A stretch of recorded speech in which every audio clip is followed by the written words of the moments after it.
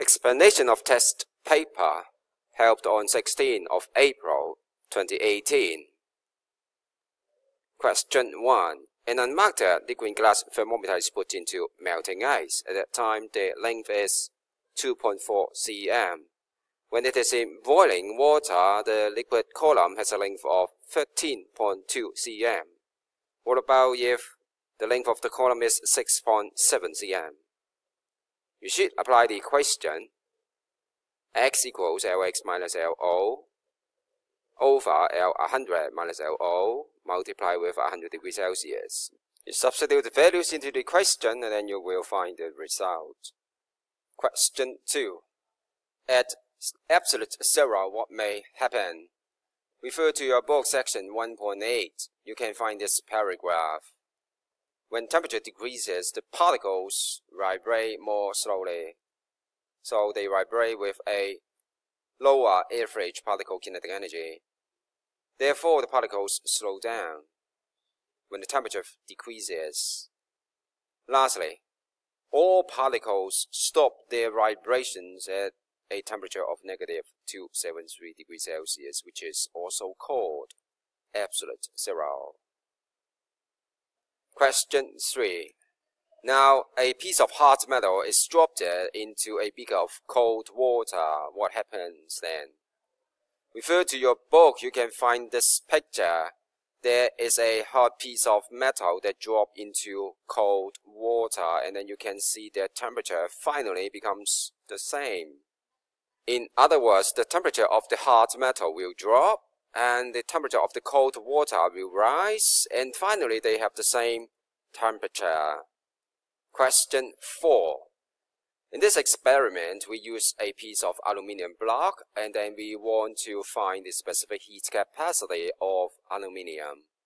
So how can we improve the experimental result? Number 1, wrap the aluminum block with cotton wool. That means on the aluminum block, you put cotton wool there. Second, remove the polystyrene tile at the bottom.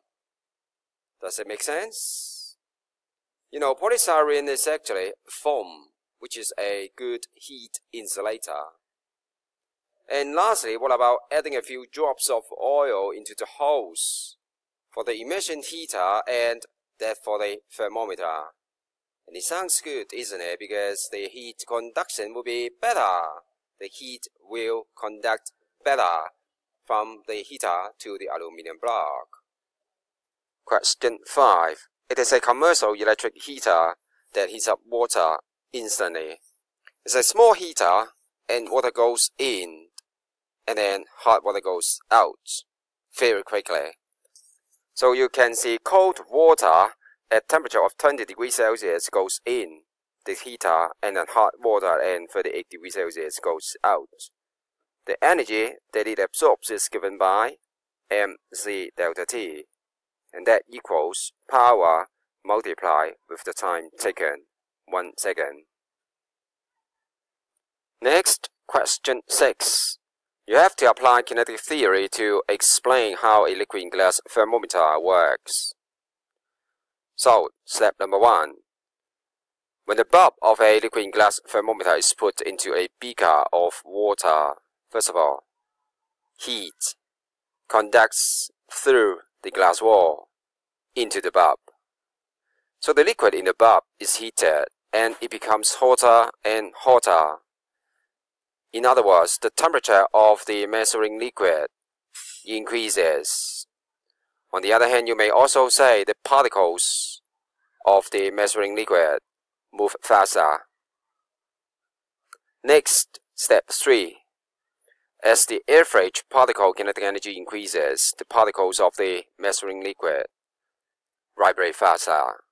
But this is not good enough because you can see the next sentence say, measuring liquid increases in volume. So you have to explain why it increases in volume and occupy more space.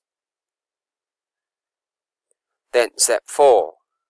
When the measuring liquid increases in volume, that means the length of the measuring liquid becomes longer, increases.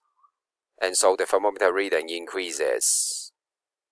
And of course, at higher temperature, then the measuring liquid column becomes longer and a higher temperature reading is produced.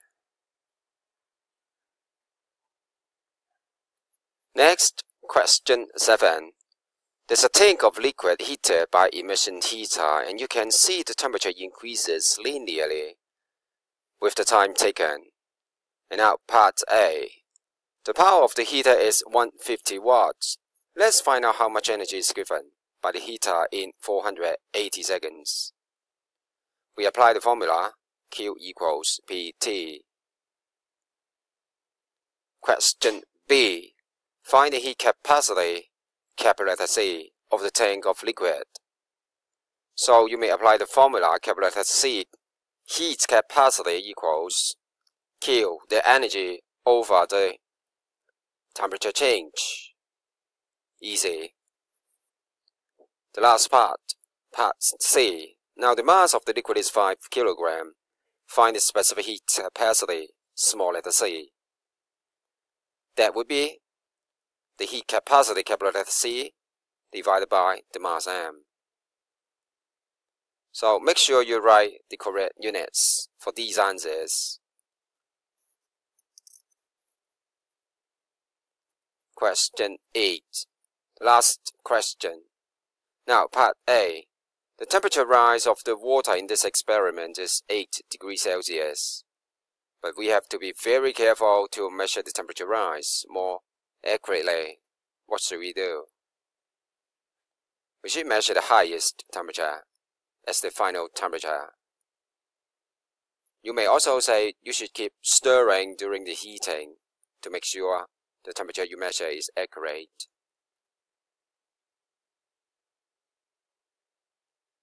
Part B. The specific heat capacity of water is given. Find the energy absorbed by the water.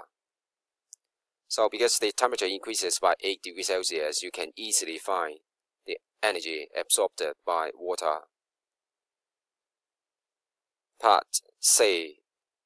These are the geometry readings before and after experiment.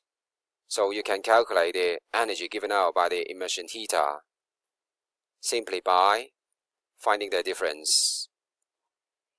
Now you can see the energy given out by the immersion heater is larger than the energy absorbed by water. So why? Answer for part D. Because there was heat loss to the surroundings.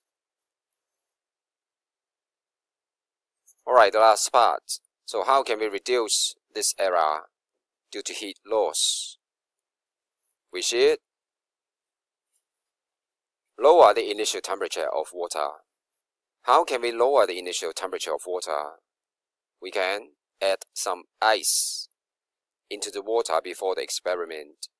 And then in this case, for the very first part, the water is colder than surroundings, and so there will be heat gain.